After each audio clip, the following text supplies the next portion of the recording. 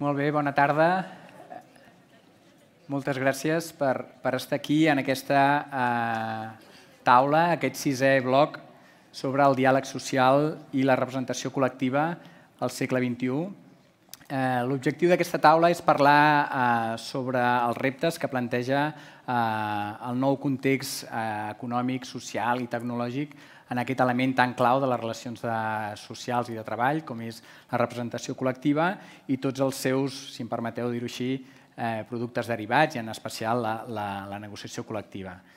Aniré molt ràpid en les presentacions perquè el que és clau és que els ponents que tan amablement han acceptat la invitació tinguin temps per exposar les seves idees. Ara mateix en aquesta taula ens acompanyen 4 professors de diverses universitats. En primer lloc, el professor Xavier Solà, que és professor titular de l'àrea de dret del treball i de la seguretat social de la Universitat Autònoma de Barcelona, és secretari del Departament de Dret Públic i en segon lloc també tenim el professor Andrés Valle, ell és professor titular de Dret del Treball i de la Seguretat Social de la Universitat Pompeu Fabra, acreditat catedràtic. En tercer lloc tenim el Beltrán Roca Martínez, que es catedrático de Sociología en el Departamento de Economía y General de la Universidad de Cádiz, doctor en Antropología Social y responsable del Grupo de Investigación y Transformaciones y Conflictos en la Sociedad Contemporánea. Y finalmente pues, tenemos a la profesora Adoración Guamán, que es profesora titular de Derecho del Trabajo y de la Seguridad Social en la Universidad de Valencia, investigadora del Instituto Universitario de Estudios de la Mujer y acreditada catedrática recientemente. Y, por tanto, bueno, muchas gracias a todos. Bienvenidos a este congreso. La estructura de la sesión van a ser 4 aportaciones con un tiempo acotado de cada uno de los ponentes. En primer lugar, va a intervenir el profesor Solà, para hablarnos un poco de cuáles son los derechos colectivos en el entorno de trabajo, pero en un contexto no digitalizado, ¿de acuerdo? Porque el tema de la digitalización será abordado con posterioridad, así que, profesor Solà, adelante, tienes la palabra. Moltes gràcies, Ignasi. Bona tarda. Volia començar agraint a l'organització que m'hagi convidat per participar en aquesta mesa i també felicitar a la mateixa organització per l'organització d'aquest esdeveniment. Jo crec que és molt necessari reflexionar sobre el treball en un context de canvi profund com el que vivim i de reflexionar sobre els reptes que es plantegen en aquest context. I pel que fa als reptes en matèria de relacions col·lectives, bé, em limitaré a apuntar un parell de problemes que jo crec que són bàsics, que són problemes que no són exclusius específics del treball en entorns digitals. Jo m'atreveixo a afirmar que són problemes que arrosseguem des del segle XX i que no acabem de resoldre. Aquestes dues qüestions que són absolutament bàsiques perquè condicionen l'acció col·lectiva en la mesura que afecten a la correcta organització i representació tant de la part laboral com de la part empresarial en el context de les relacions col·lectives són, d'una banda, la baixa taxa de cobertura que actualment té la representació unitària i, de l'altra, la problemàtica que planteja l'acreditació i la verificació dels elements en base als quals es valora, es determina la representativitat de les patronals de les associacions empresarials. Bé, entro a la primera qüestió, la taxa de cobertura i la representació unitària. Tot i que és cert que no tenim dades concretes, sí que hi ha diferents estudis que posen de manifest que el nombre de persones treballadores que disposen de comitè d'empresa, delegats de personal, percentualment és relativament baix, que ratlla el 50%. Un estudi recent d'uns companys de la Universitat Autònoma, Ramon Alós i Òscar Molina, posen de manifest que, en base a diferents dades extretes tant de la Tresoreria de la Seguretat Social com d'altres fons, que aquesta taxa es situaria, com us dic, una miqueta per sobre del 50%. Bé, evidentment això és un problema, perquè suposa que hi ha moltes persones treballadores a dia d'avui que no tenen una estructura de representació estable. I l'articulació en aquests contextos de representacions sindicals, que evidentment és possible, seccions sindicals, per exemple, doncs tindrà condicionants importants. Com molt bé saben vostès, els drets de les seccions sindicals es condicionen també a l'existència, a la prèvia existència de representació unitària. Si no existeix aquesta representació unitària, els drets es veuen disminuïts de forma important. Bé, per què ens trobem en aquest context? Perquè la situació a dia d'avui és d'una taxa de cobertura tan poc significativa? Doncs per diversos motius. Jo crec que aquí hi ha una responsabilitat compartida, probablement, entre el marc normatiu, la legislació, i la intervenció també dels tribunals, de la jurisprudència del Tribunal Suprem. Bé, el fet que només es permeti constituir òrgans de representació en centres de treball que tinguin 6 o més persones treballadores és un obstacle important, tenint el nostre teixit productiu, on hi ha molts microcentres de treball, moltes microempreses, això vol dir que s'exclouen sistemàticament moltes persones treballadores de la possibilitat d'accedir a aquests òrgans de representació. I a més la jurisprudència, el cert és que ha estat molt restrictiva en aquest àmbit perquè ha tallat sistemàticament algunes possibilitats que existien d'agrupar centres de treball o que haurien pogut existir, d'agrupar centres de treball per a aquests centres que per separat no assoleixen aquell llindar mínim de plantilla, doncs integrats arribessin a aquests mínims que permetessin accedir a la representació. També està molt restrictiu el Tribunal Suprem en permetre que la negociació col·lectiva entri a delimitar la unitat electoral.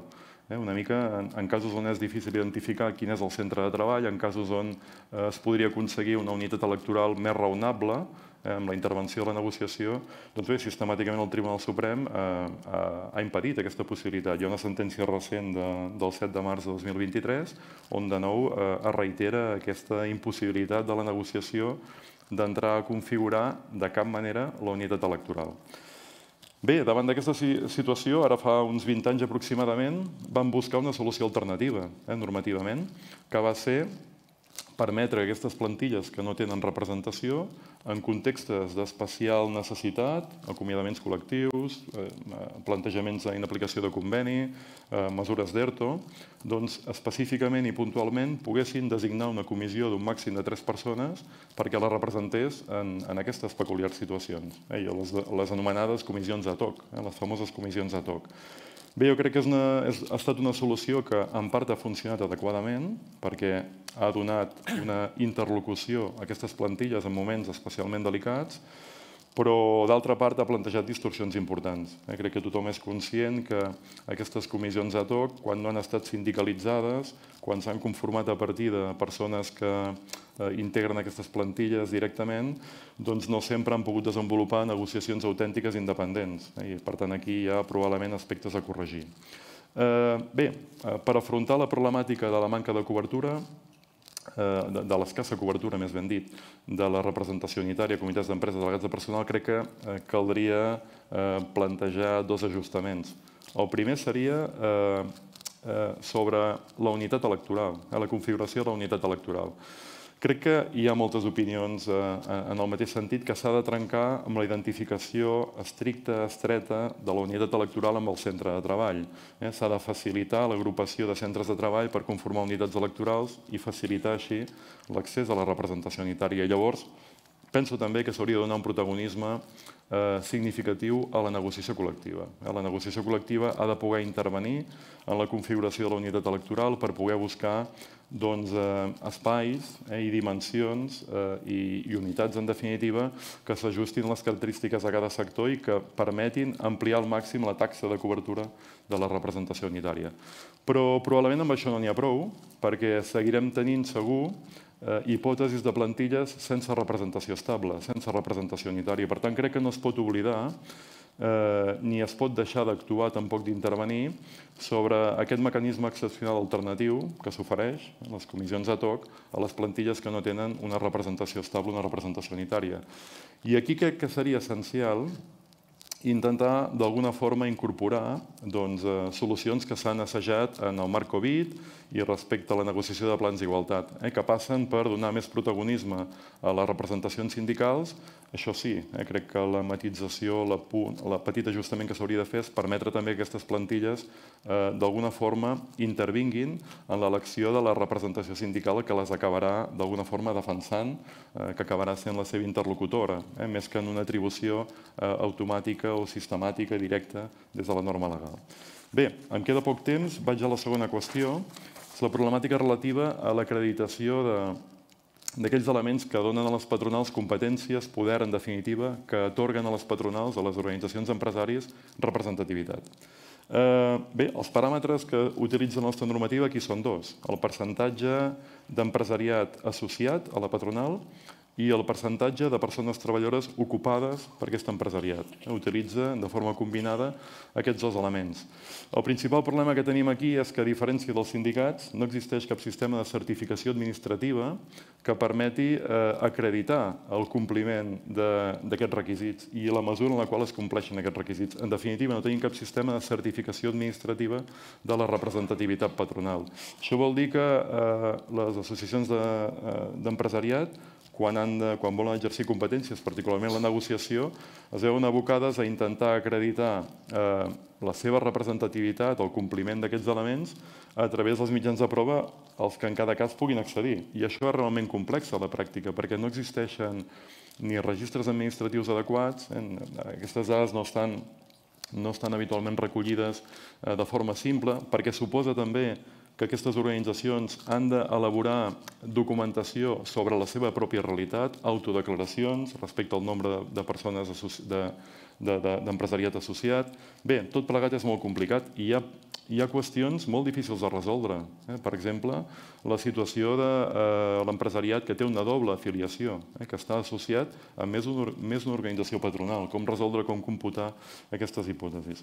En definitiva, tot i que la jurisprudència ha improvisat un criteri, que és el de presumpció de representativitat en hipòtesis de negociació, que resol des d'una perspectiva, diem, processal la qüestió i que genera el que podríem anomenar una veritat processal o una veritat formal, el cert és que aquesta no sempre s'ajusta a la realitat material, a la representativitat real de les patronals. En definitiva, crec que les conseqüències que està generant aquesta manca de mecanismes d'acreditació o verificació són negatives per diversos motius. D'entrada, perquè no asseguren amb prou consistència que les organitzacions patronals que exerceixen competències que acaben vinculant tot l'empresariat realment tenen una representació majoritària. Aquesta representativitat majoritària real no sempre està suficientment garantida. No dic que mai estigui garantida, dic que no sempre o majoritàriament està suficientment garantida d'una banda.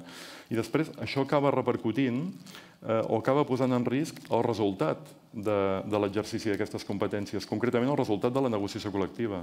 Si reviseu bases de dades sobre sentències, recopilació de sentències judicials, cada vegada hi ha més sentències que resolen processos d'impugnació de convenis col·lectius que tenen com a fonament la manca de legitimació de la part patronal. I crec que això és significatiu, que hi ha un problema creixent de seguretat jurídica. Bé, en definitiva, com es podria resoldre aquesta problemàtica? La forma probablement més fàcil i directa seria que el govern, d'una vegada per totes, acompleixi amb un mandat que figura la Llei Orgànica de Llibertat Sindical, que es va introduir l'any 85, i que aquesta norma, la seva addicional primera, punt 2, ordena al govern que articuli mecanismes de certificació d'acreditació d'aquells elements que atorguen representativitat a les patronals. Crec que han passat molts anys, quasi 40 anys, aviat 40 anys, i que aquesta execució, aquest desenvolupament reglamentari és imprescindible per aconseguir la seguretat jurídica i, en definitiva, per aconseguir un sistema de negociació no qüestionat i fluid. Moltes gràcies. Molt bé, Xavier, moltíssimes gràcies. Ara el professor Andrés del Valle ens farà una aproximació des de la perspectiva de l'economia digitalitzada o l'entorn digitalitzat. I endavant, Andrés. Muchas gracias. Bueno, antes de nada, yo quisiera agradecer a la organización del Congreso y a su comité científico la oportunidad que me brindan de haber querido contar conmigo para formar parte de esta mesa redonda. El objeto de mi intervención va a ser analizar los derechos colectivos en los nuevos escenarios de trabajo tecnológico. Para ello voy a facilitar un PowerPoint para que podamos seguir todos de una manera más comprensible esta materia. Bueno, como todos saben, la revolución tecnológica que estamos viviendo ha propiciado el nacimiento de nuevas formas de trabajo tecnológico. Las que ya conocemos son el teletrabajo y el trabajo en las plataformas digitales, las cuales se prestan a escapar del ámbito protector del derecho colectivo del trabajo.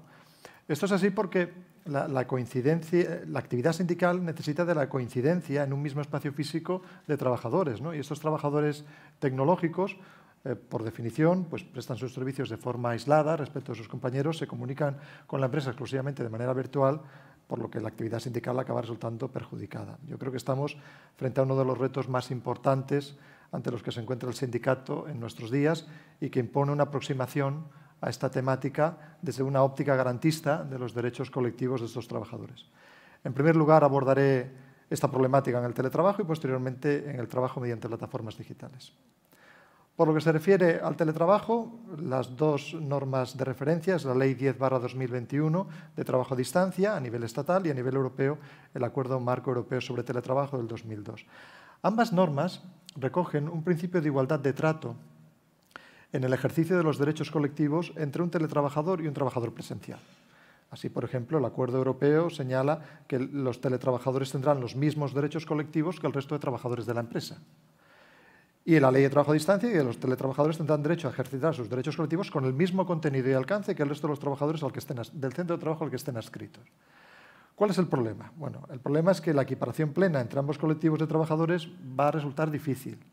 Difícil porque nuestras leyes están pensando siempre en trabajadores que prestan sus servicios en espacios físicos, físicamente o presencialmente en un centro de trabajo, pero no en domicilios o en sitios distintos, no en lugares distintos. Por lo que respecta a los derechos de participación y de representación colectiva, el principal problema en el teletrabajo es el de determinar cómo un teletrabajador puede participar en las elecciones sindicales en la empresa. En principio, los teletrabajadores forman parte del censo electoral del centro de trabajo al que están adscritos, ¿no? Y por tanto pueden intervenir como electores y como elegibles. Lo que ocurre es que ni la ley estatal ni el Acuerdo Marco Europeo concretan a qué centro de trabajo tienen que estar adscritos, para el caso de que la empresa dispusiera de varios de ellos, ni tampoco nos dice qué sucede, nos responden a la cuestión de qué sucede en las empresas virtuales, en las que no hay un centro de trabajo físico o en el sentido tradicional del término. Por otro lado, la ley garantiza la participación de los teletrabajadores en las elecciones sindicales, ¿no? Pero en cambio exige que el ejercicio del derecho de voto sea presencial y no telemático, como sería lo deseable.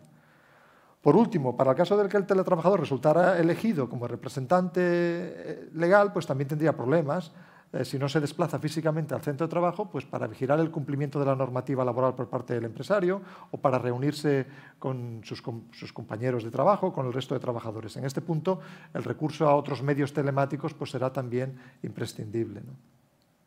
Por lo que se refiere al derecho de información sindical, el Acuerdo Marco Europeo insiste en que la condición de teletrabajador no puede ser un obstáculo para comunicarse con sus representantes legales, ¿no?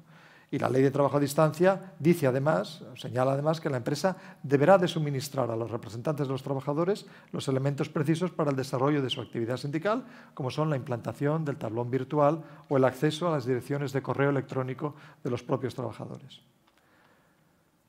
Por lo que respecta al derecho de reunión, el mismo también tiene problemas en el teletrabajo, tiene dificultades que derivan de la falta de presencia física del teletrabajador en el centro de trabajo. Para facilitarlo, posiblemente será necesario fomentar el empleo de herramientas telemáticas alternativas, como son la videoconferencia, ¿no? El derecho a la negociación colectiva pues, también plantea problemas. La Ley de Trabajo a Distancia insiste en que la negociación colectiva tiene que garantizar, de nuevo, el principio de igualdad de trato y de oportunidades en materia de derechos colectivos entre los teletrabajadores y los trabajadores presenciales. Y en este punto, pues es cierto que los convenios colectivos no solo reconocen los mismos derechos colectivos, ¿no?, sino que también intentan salvaguardar esa comunicación permanente entre teletrabajador y representante legal. Por último, y por lo que se refiere al derecho de huelga, aunque formalmente los teletrabajadores son titulares del derecho de huelga, lo cierto es que la forma de ejercitarlo será distinta a la de un trabajador presencial, ¿no? Si un trabajador presencial no asistirá al centro de trabajo los días de huelga, pues el teletrabajador no encenderá el ordenador, lo apagará o no entrará en la intranet corporativa. Otro tanto sucede si el teletrabajador quiere desempeñar el papel de un piquete informativo. Será difícil si no se desplaza físicamente al centro de trabajo, lo que no quita que pueda dar publicidad a la huelga utilizando nuevas tecnologías, ¿no?, como son enviando correos electrónicos a sus compañeros. Por último, el que los teletrabajadores presten servicios fuera de las dependencias de la empresa también puede amparar implícitamente conductas de esquirolaje por parte de los empresarios que resultarían difíciles de controlar. Por lo que respecta al trabajo mediante plataformas digitales y a los derechos colectivos en el mismo, su regulación está prevista básicamente también, por decirlo así, en dos normas. A nivel estatal, un decreto ley del año 2021 introdujo en el Estatuto de los Trabajadores la presunción de laboralidad del trabajo prestado en el ámbito de las plataformas digitales de reparto.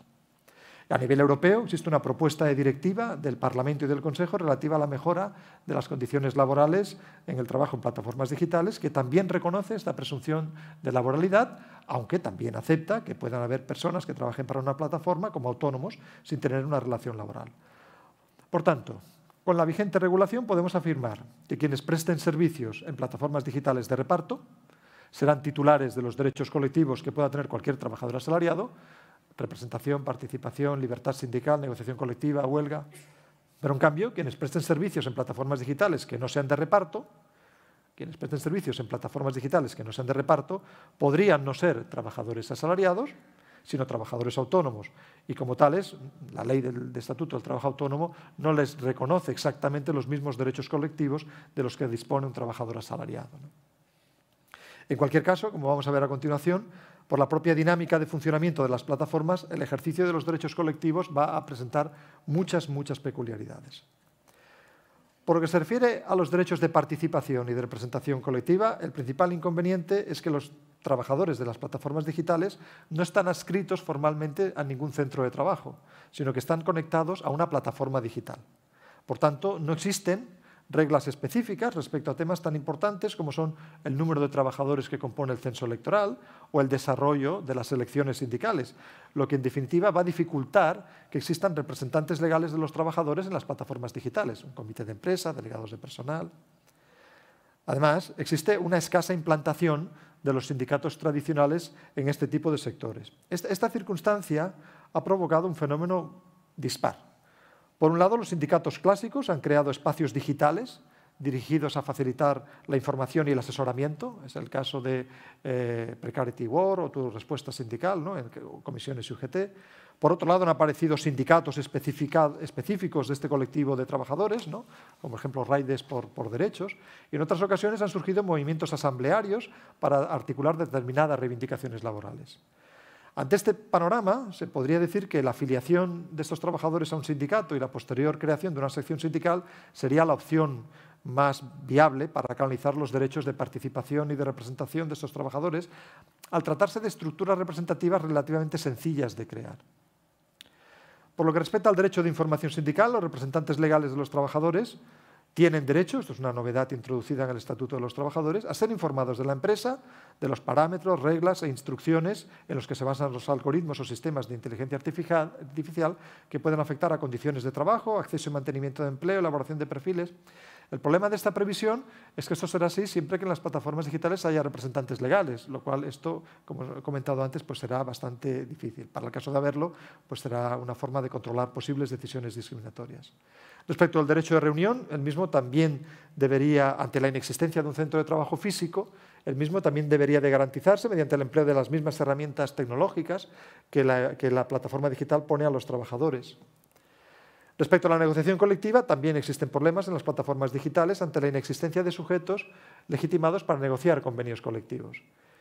Este inconveniente podría subsanarse impulsando una negociación colectiva a nivel de sector, agrupando las plataformas que fueran afines entre sí y permitiendo la intervención de sindicatos más representativos en las comisiones negociadoras. Por último, por lo que se refiere al derecho de huelga, también presenta importantes problemas cuando se ejercita en el seno de las plataformas digitales. Y es que el aislamiento y la dispersión de estos trabajadores dificulta su movilización colectiva. Pese a ello, la experiencia ha demostrado que es posible hacer huelgas en las plataformas digitales. Se trata de huelgas convocadas y organizadas por los propios trabajadores, sin la intervención sindical, y valiéndose de las redes sociales para llevar a cabo incluso otras medidas como son de presión, como son el boicot a la actividad productiva. Pero también han abierto vías empresariales de sanción sobre la base de utilizar la apariencia neutral de la decisión algorítmica para represaliar a los promotores del conflicto, a los trabajadores huelguistas. Y todo ello sin olvidar que a veces será difícil controlar o impedir el esquirolaje o sustitución de trabajadores en las plataformas digitales. Yo con esto habría concluido las reflexiones. Muchas gracias. Bueno, muchísimas gracias, Andrés. La verdad es que con estas dos primeras intervenciones la idea era un poco delimitar la complejidad jurídica que, ¿no? Vemos que las relaciones de trabajo se están moviendo, el escenario está cambiando y el derecho siempre va un poco a rebufo de todas estas novedades y aspectos, digamos, de la propia sociedad cambiante, ¿no? Entonces, para complementar esta aproximación, habíamos pensado que podría ser interesante hacer un enfoque desde el punto de vista de la sociología, de la antropología, porque creo que son elementos que son clave también para entender los procesos que alimentan todos estos cambios, ¿no? Y para eso le hemos pedido al profesor Beltrán pues, que nos hiciera una aproximación desde la perspectiva del entorno de las plataformas. Así, adelante, por favor. De acuerdo. ¿Se escucha bien? No sé si... A ver, ahora sí. Ahora. Bueno, para plantearnos la cuestión sobre la situación de la representación colectiva, los convenios colectivos, el diálogo social o la acción legislativa, yo creo que hay que partir primero o hay que complementar el análisis jurídico también con un análisis quizá más sociológico sobre cómo se está transformando el mundo del trabajo, ¿no? Hemos pasado en los últimos 40, 50 años, ha habido un cambio de paradigma en la forma, en el modelo de acumulación de capital, ¿no? Que es lo que conocemos como neoliberalismo, se ha hablado de capitalismo flexible, se ha hablado de posfordismo. Bueno, todos estos términos lo que vienen es a describir un nuevo modelo de acumulación de capital que se basa en una serie de acciones que transforman radicalmente el mundo del trabajo y las relaciones entre capital y trabajo, ¿no? En base a este nuevo modelo, pues ha habido dinámicas de privatización, ha habido dinámicas de flexibilización, ha habido dinámicas de desregulación del trabajo y también el auge de la subcontratación. Básicamente, lo que se ha hecho ha sido utilizar las nuevas tecnologías, como ahora hablaremos, y los modelos de gestión empresarial para intensificar el control sobre los procesos de trabajo y sobre los trabajadores. Y para intensificar también esos procesos de trabajo, hasta el punto de que no haya momentos de descanso cuando un trabajador va a trabajar. Si unimos también estos cambios tecnológicos, ¿no? Como la irrupción de las plataformas, esto nos da situaciones que han sido descritas como de hiperexternalización del trabajo, ¿no? En el sentido de que ya no son empleados los trabajadores de plataformas, sino que son autónomos o autónomos dependientes considerados como colaboradores por este nuevo modelo de empresa, con toda la falta de derechos laborales y sociales que conlleva ese estatus. Al mismo tiempo, la introducción de algoritmos, de inteligencia artificial, de mecanismos de geolocalización o técnicas de gamificación, es decir, técnicas propias de los videojuegos aplicadas a la organización del trabajo, que lo que hacen es intensificar ese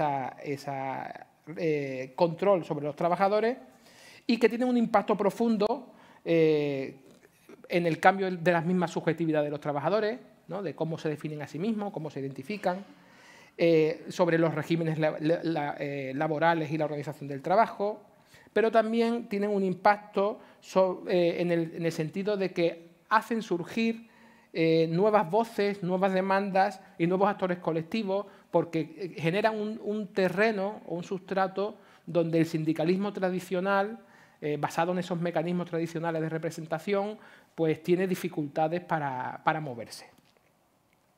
Entonces, el reto, desde el punto de vista de los actores sindicales en estos contextos, pues uno de los retos es conseguir conectar con estos trabajadores y representar a estos nuevos sectores de trabajadores que incluso en algunas ocasiones no se les reconoce la laboralidad.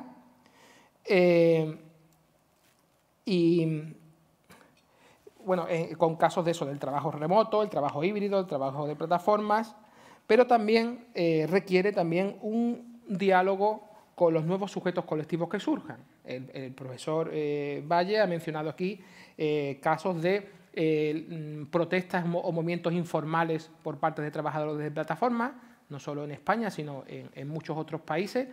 Por ejemplo, ahora mismo en Reino Unido hay una oleada de huelga en los almacenes de Amazon que no son promovidos por ningún sindicato. Son oleadas de huelgas absolutamente espontáneas, donde los sindicatos no han jugado ningún papel. Pero también otros tipos de entidades, de organizaciones que van surgiendo en España y en otros sitios y desafían a los modelos tradicionales de representación sindical. Desde el punto de vista del Estado, este nuevo contexto obliga a desarrollar nuevas normas que aseguren el trabajo decente y justo y la efectiva participación de los trabajadores, como las dos ponencias que me han precedido han puesto sobre la marcha, que se han llevado algunas iniciativas tímidas, pero todavía queda mucho trabajo por hacer en este sentido.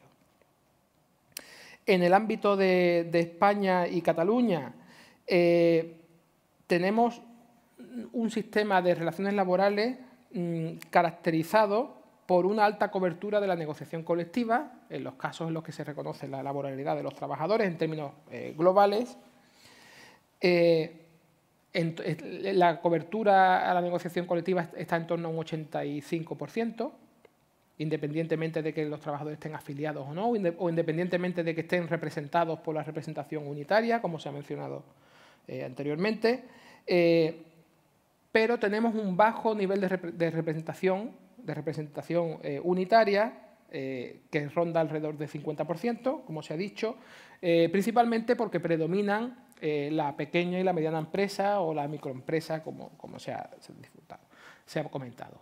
Eso constituye un reto para la representación sindical, porque la importancia de que haya sindicatos en las empresas no es solo que se firmen convenios, sino que se apliquen los convenios que deberían cubrir a esos trabajadores, ¿no? Una representación sindical o unitaria vigila para que se cumplan lo pactado. Entonces, desde el punto de vista del Estado, yo creo que debería haber un desarrollo normativo que facilite la acción sindical en esas empresas pequeñas, como se ha mencionado aquí. Y yo creo que la vía que se ha apuntado de la sección sindical es bastante interesante. ¿Por qué? Porque la sección sindical se organiza conforme a los parámetros del propio sindicato, o no con los parámetros de ninguna ley. Por lo tanto, puede ser más adaptable en función de los estatutos del sindicato. Lo que sí debería abrirse la representación no solo a la empresa, sino a otras realidades espaciales, el polígono industrial, el área comercial, esos tipos de unidades espaciales que pueden suplir la carencia de centros de trabajo o la existencia de micro centros de trabajo donde en el marco actual no es posible que exista representatividad o representación sindical. Una normativa de este tipo, no soy jurista, desconozco hasta qué punto existen competencias dentro del marco autonómico para desarrollarla, pero sería una posibilidad que podría imprimir un carácter propio para crear un marco catalán de relaciones laborales distinto al del resto del Estado, ¿no? Una serie de medidas que apuntaran en estas direcciones podrían marcar la diferencia respecto a esto. Y por mi parte. Muy bien, bueno, muchísimas gracias por esta aproximación y la propia sugerencia. Ya para concluir en este primer turno de intervenciones, lo que hemos hecho ha sido hacer una aproximación, digamos, dando un salto y haciendo un planteamiento desde el punto de vista de las redes internacionales o las cadenas de producción global, y para eso, bueno, tenemos la posibilidad de escuchar a la profesora Dorothea Guamán. Adelante. Gracias. Bona vesprada. Tal día como ayer, hace 10 años, el 24 de abril de 2013, se derrumbó el edificio Rana Plaza de 8 pisos, provocando la muerte de 1.129 personas trabajadoras, en su mayoría mujeres, que estaban trabajando allí porque cosían para fabricar las prendas de grandes marcas de ropa, muchas de ellas con la matriz en territorio catalán o español. Y todas estas empresas, estas marcas de ropa que han globalizado su producción, tiene una característica común. Durante años habían procedido a fragmentar, descentralizar y deslocalizar su producción fuera de las fronteras del Estado español y con un objetivo claro. Y ese objetivo claro es aprovechar las condiciones laborales reducidas de los territorios donde se asientan, laborales, fiscales, ecológicas. Lo que nacía en ese momento y hoy se ha constituido como el eje de la globalización de la producción mundial, se llaman cadenas globales de valor, ya lo hemos comentado, y es la vía privilegiada por la cual las grandes empresas transnacionales están aumentando su tasa de ganancia y están transformando el trabajo que hoy conocemos. Esta descentralización global de la producción es otra de esas grandes vías de transformación del trabajo y nos plantea retos enormes. La estrategia persigue, en realidad, eludir los compromisos que desde la configuración del Estado social adquirieron las empresas. Como bien sabemos, y hay que recordarlo, con la configuración del Estado social y la aceptación del Pacto Capital-Trabajo, las empresas aquí, aceptaron un pacto y aceptaron respeto de las bridas a la producción, que no es otro que el derecho del trabajo y la negociación colectiva, la acción sindical y el conflicto. Cuando las empresas deciden eludir y evadir esos marcos, esos compromisos aceptados en el Estado social, adoptan varias vías de fuga. Una de las vías de fuga es la pretendida desalarización, es decir, considerar que los trabajadores ya no son trabajadores porque trabajan en economía de plataforma o porque están haciendo trabajos que ahora ya no se consideran meritorios de estar regulados por el derecho del trabajo. La otra gran vía de fuga para eludir el derecho laboral y para eludir la capacidad sindical de establecer este contrapoder y, por tanto, imponer determinadas condiciones a la explotación de los trabajadores es descentralizar la producción y colocarla allá donde producir es más barato porque es más fácil vulnerar los derechos laborales, los derechos humanos, el medio ambiente, etcétera. Con datos de la OIT y centrándonos únicamente en las vulneraciones de los derechos laborales que se producen fundamentalmente en el sur global, estoy hablando sobre todo de Asia, pero también América Latina, Centroamérica en particular, lo que tenemos muy claro con datos es que el trabajo no decente aumenta en los eslabones de las cadenas, que aumenta la violencia laboral, que hay cadenas hiperfeminizadas, que se está produciendo en realidad una generificación de la producción global.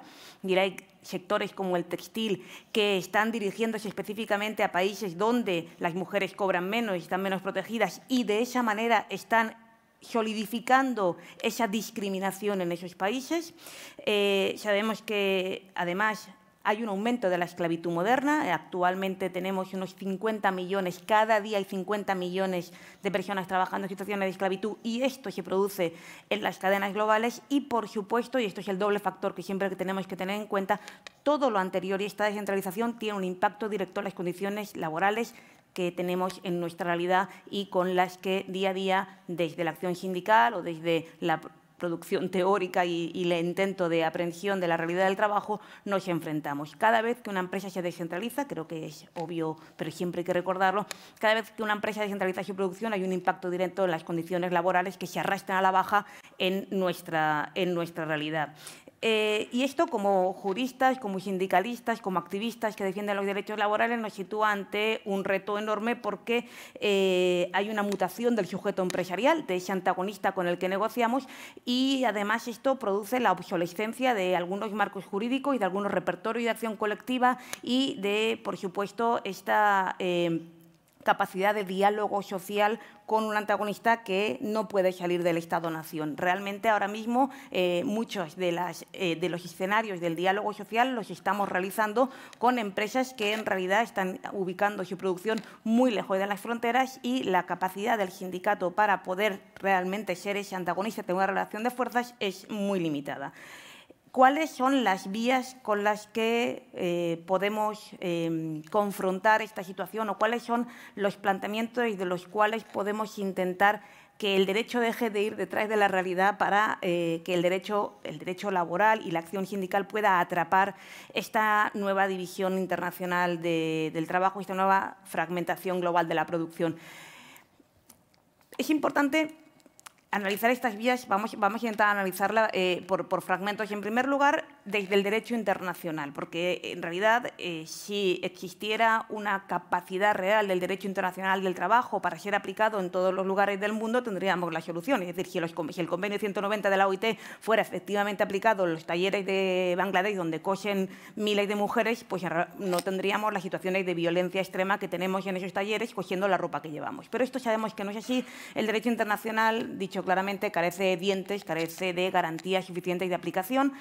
Y, por otro lado, sí que es verdad que en el ámbito del derecho internacional de los derechos humanos se está ahora mismo negociando un tratado con implicación sindical, que es el Binding Treaty, el instrumento internacional vinculante sobre empresas y derechos humanos, que podría dar soluciones a esto, pero es una negociación todavía lenta, aunque ya lleva 8 sesiones.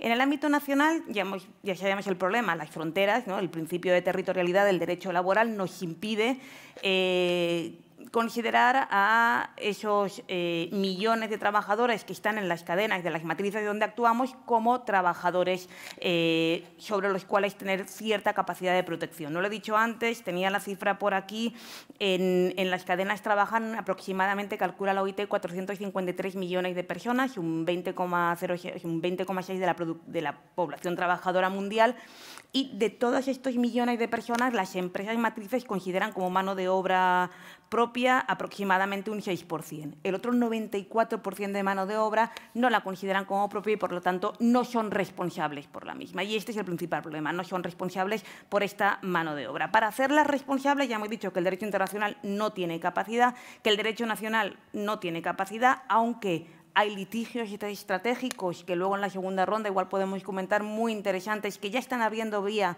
para conseguir llevar ante los tribunales a una empresa, por ejemplo, no sé, podríamos decir una empresa, no quiero decir nombres, una empresa X, que la llevemos ante los tribunales aquí por una situación de vulneración de los derechos laborales cometida en Bangladesh, ¿no? Si consideramos eso se está consiguiendo en Francia, en el Reino Unido, en Alemania, en particular con el textil, se consiguió. Por lo tanto, esa vía no tenemos que perderla, ¿no? Esa posibilidad de llevar directamente ante los tribunales.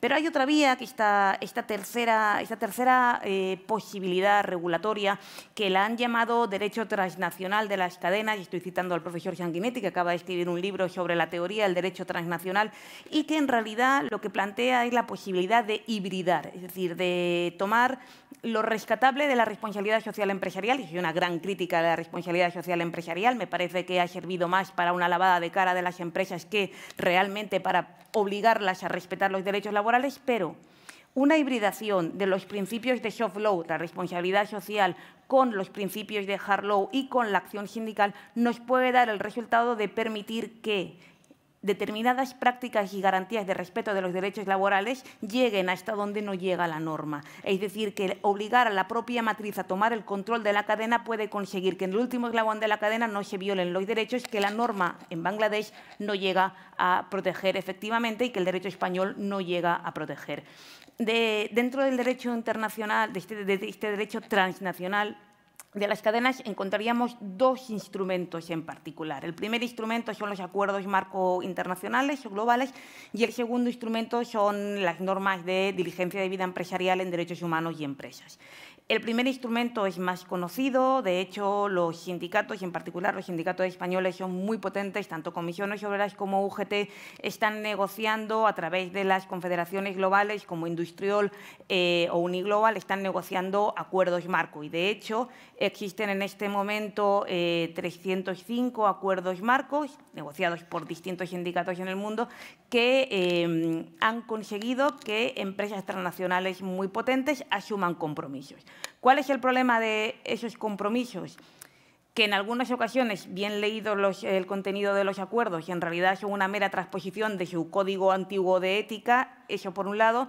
Por otro lado, que ante una brecha, ante un incumplimiento de estos compromisos, es muy complicado que los sindicatos firmantes tengan la capacidad suficiente para exigir el cumplimiento, porque los acuerdos marcos son un compromiso basado en la relación de fuerzas a nivel internacional y, como ya hemos visto, la acción sindical a nivel internacional está todavía en una fase incipiente.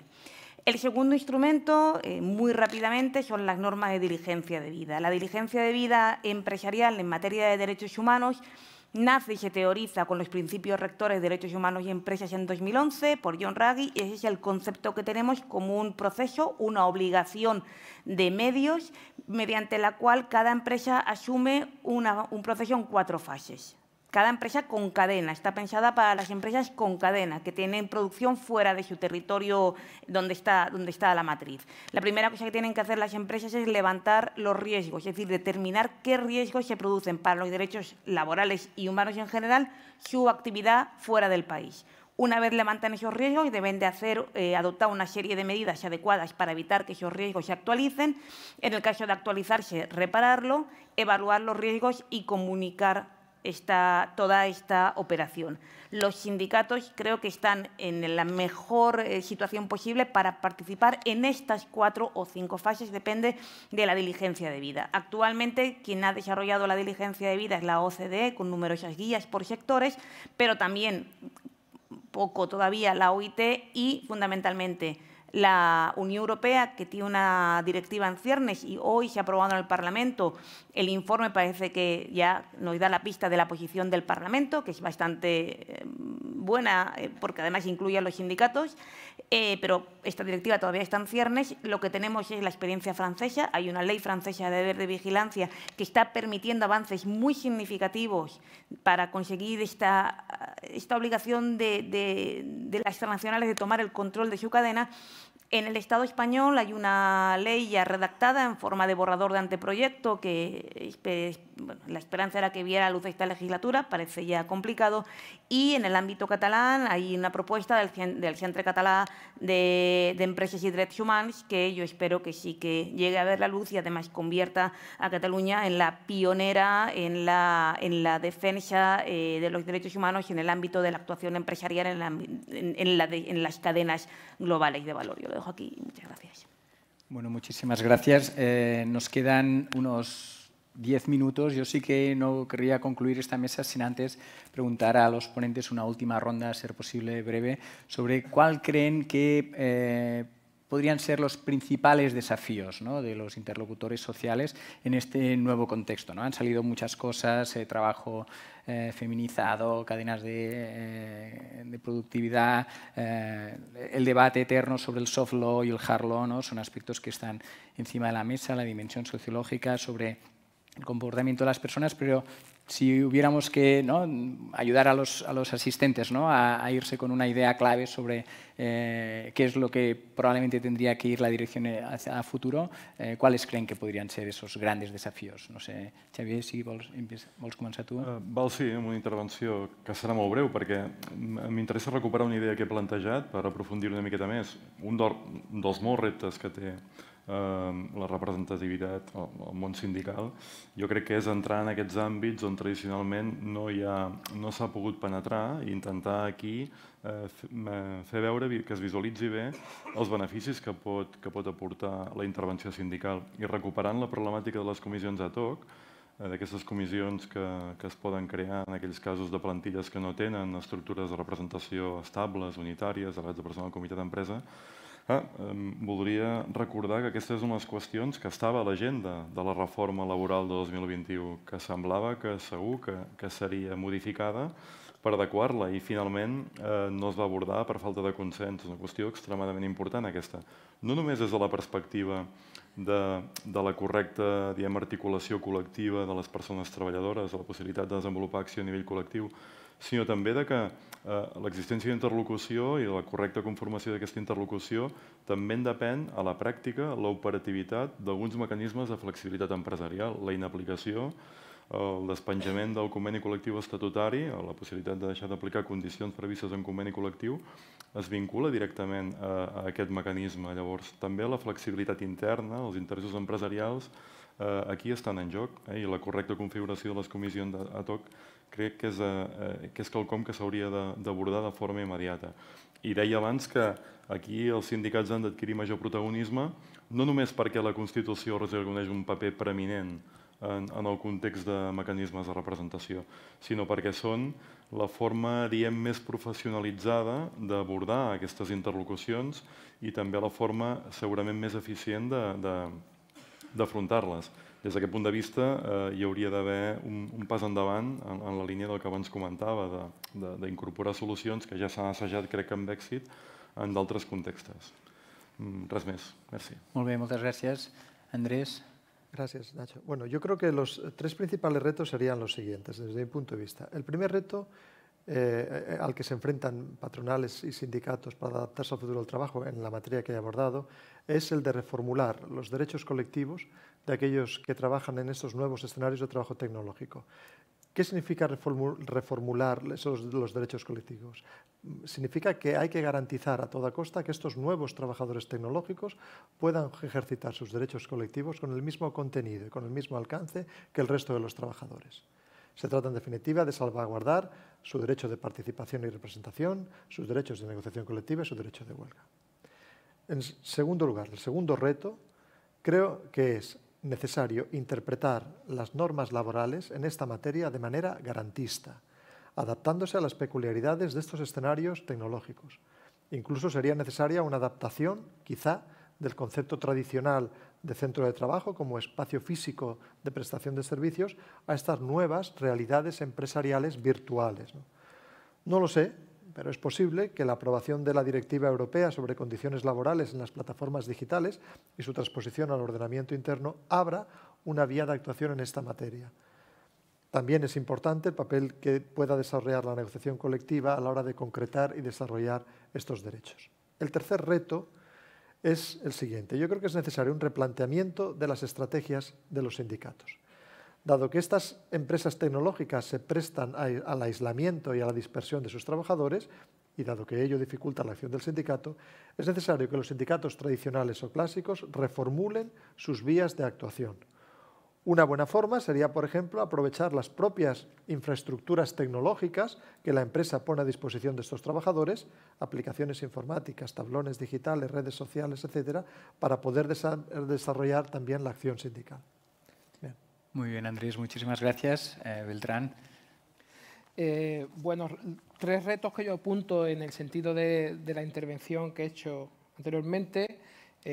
Coinciden en parte con lo que se ha planteado. Uno es desarrollar mecanismos de representación que respondan a la fragmentación resultante de las nuevas espacialidades del trabajo. Estábamos hablando de la subcontratación, de la microempresa, todo eso, ¿no? En el sentido de la sección sindical de polígono o del área comercial o esas comisiones ad hoc. Bueno, buscar ese tipo de fórmulas y darle una articulación tanto en el marco jurídico como en la estrategia y la acción sindical que hay, ¿no? En el sentido de la cuestión del trabajo de plataformas, si bien es cierto que en un inicio hubo los repartidores, en el caso de los riders, ¿no? Optaron por la sección sindical, aquí en Cataluña con IAC, el sindicato, en Madrid con UGT, y crearon su propia red, ¿no? Más informal, como Riders por Derecho. Es cierto que a medida que han ido consiguiendo algunos de esos objetivos, como el reconocimiento de la relación laboral por parte de algunos segmentos de estos trabajadores, se han ido comenzando procesos de organización sindical más tradicional. Y sí es verdad que han conseguido, pues, por ejemplo, algunos delegados sindicales en Globo, en GETIR, aquí en Barcelona, en Navarra, en Madrid. Son elecciones sindicales que se están produciendo ahora. Pero a donde yo quiero apuntar es que los sindicatos no tienen una estrategia coherente respecto a qué hacer con estos trabajadores. De hecho, yo he estado siguiendo todas esas elecciones sindicales y en cada sitio era un área distinta del sindicato la que impulsaba esas elecciones y conectaba con los trabajadores. Y siempre dependía de la buena voluntad, de la alta motivación de alguna persona dentro de la estructura sindical. No formaba parte de una estrategia consistente. Entonces, hay que desarrollar estrategias para la representación de esta nueva parte de la clase obrera. En segundo lugar, prestar atención a las nuevas voces en el mundo del trabajo, incorporándolas a los espacios de negociación y diálogo. Hay algunas experiencias así, pues, por ejemplo, la ley Rider que se ha mencionado aquí, no se ha llamado así, pero se ha mencionado aquí, es también el resultado del diálogo o del encuentro entre Riders por Derecho y el Ministerio de Trabajo. O, por ejemplo, ayer mismo otro sector altamente precarizado, como es el sector del metal en Cádiz, tiene otras formas de sindicalismo alternativo, como la Coordinadora de Trabajadores del Metal, que procede de una coordinadora de profesionales del metal, que no era un sindicato, y se reunió junto a comisiones UGT y USO y tal, se reunió con la ministra y le explicaron a la ministra la situación que hay en las contratas de la construcción naval, que aglutinan a miles de trabajadores y están absolutamente desprotegidos. Entonces, hay que incorporar a esas nuevas voces, esos nuevos actores a los espacios del diálogo, porque de ahí pueden surgir regulaciones y acuerdos más eficaces. Y, por último, articular alianzas y formas de organización colectiva a través de las cadenas globales de valor. Eso no debe implicar sustituir las estructuras de ramo o de industria que tienen los sindicatos, que son importantes, pero sí hay que establecer alianzas a través de toda la cadena de valor, y no solo dentro de las fronteras nacionales, sino de manera internacional, ¿no? Porque estamos en una situación muy, muy grave en el que se está incorporando dentro de los circuitos legítimos y legales de dinero y de valor un montón de dinero que procede directamente de la economía criminal, de violencia sobre poblaciones, de asesinatos, de esclavitud, de trata de personas. Y todo ese dinero, al final, acaba, a través de estas cadenas globales de valor, acaban los circuitos legítimos. Y eso debe controlarse de alguna manera, ¿no? Entonces, hay algunas experiencias que incorporan a distintos tipos de actores a través de la cadena y están reivindicando, pero son experiencias muy incipientes y todavía con pocos éxitos, pero es uno de los grandes retos que tenemos. Muy bien, muchísimas gracias. Adoración. Sí, un poco voy a continuar con esa argumentación. Creo que en este momento los retos a los que se enfrenta la acción sindical desde el punto de vista de esta descentralización global de la producción abocan a la necesidad de implementar de manera decidida una acción internacional, de considerar que lo que es el planteamiento y el desarrollo de la estrategia internacional del sindicato no es una pata accesoria, sino que es realmente una de las principales tareas del sindicato, porque una parte de la producción está siendo colocada en otros lugares. Esta acción internacional, además, requiere esas alianzas transnacionales. Y os voy a contar un pequeño ejemplo de la ley francesa y de la aplicación de la ley francesa.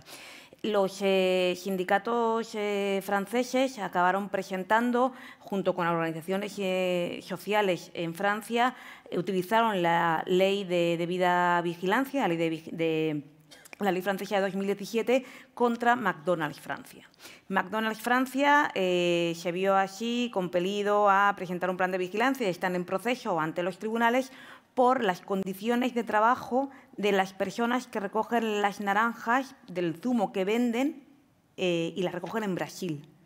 Y es posible que se haya llegado a este punto, que los sindicatos franceses, con una coalición de entidades de derechos humanos francesas, acaben defendiendo los derechos laborales de las personas que recogen naranjas en Brasil, porque hay una estrategia sindical que permite también este partenariado entre sindicatos brasileños y sindicatos franceses, que levanta prueba, que acompaña a las víctimas, que permite que se utilicen los mecanismos de derecho transnacional para, en Francia, decirle a la empresa que no puede vender zumo si viene, ¿no?, derivado de situaciones cercanas a la esclavitud o en muchos casos de la criminalidad y la violencia que nos comentaba. Este ejemplo, con muchos otros, Yves Rocher, Teleperformance, son grandes empresas con sede en Francia, a las cuales se les está exigiendo que respeten derechos laborales en Colombia, en Turquía, y se está exigiendo esto levantando datos gracias a partenariados sindicales transnacionales y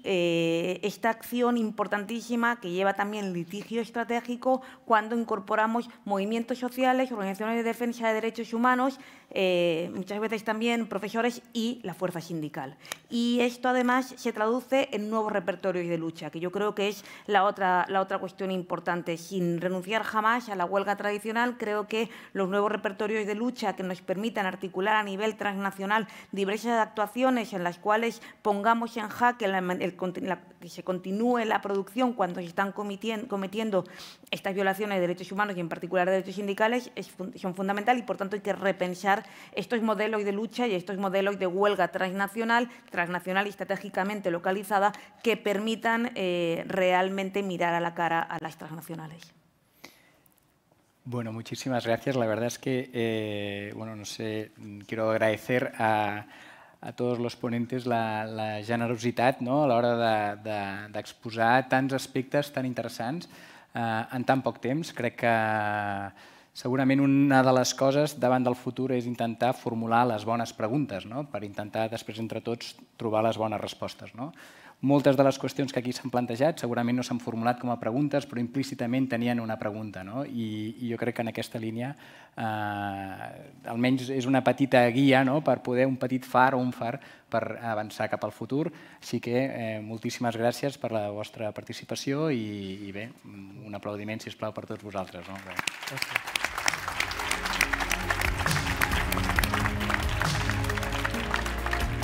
Ara crec que tenim un petit recés d'un minut o 2 minuts per permetre el canvi de la següent taula i així que un minut.